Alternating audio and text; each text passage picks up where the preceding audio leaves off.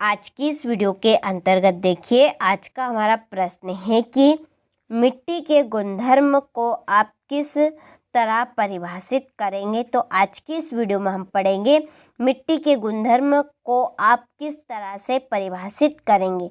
तो आइए इस प्रश्न को अच्छे से समझते हैं और इसको अच्छे से पढ़ते हैं। तो देखिए, प्रत्येक मिट्टी खनिज तत्वों के कारण अलग अलग होती है। देखिए, ये चीज़ आपने भी देखी होगी कि जगह जगह पर अलग अलग तरह की मिट्टी पाई जाती है। किस कारण से?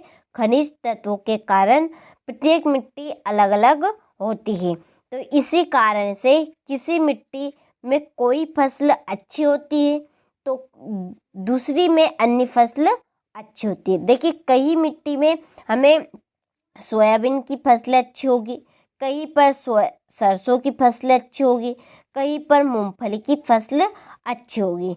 तो यही मिट्टी का गुणधर्म है कि वहाँ किस फसल के लिए अधिक उपयुक्त है।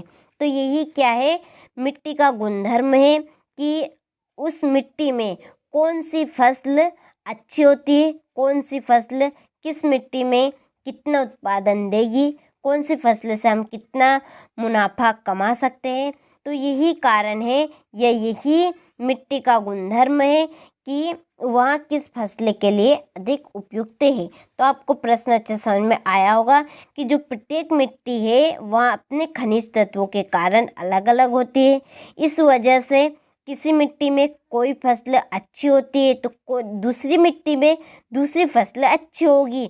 यही मिट्टी का गुणधर्म है कि वह किस फसल के लिए अधिक उपयुक्त है। तो आइए इस प्रश्न को दोबारा एक बार और हम पढ़ लेते हैं।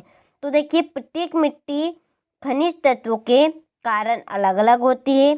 किसी मिट्टी में कोई फसल अच्छी होती है तो दूसरी में अन्य फसल अच्छी होती है।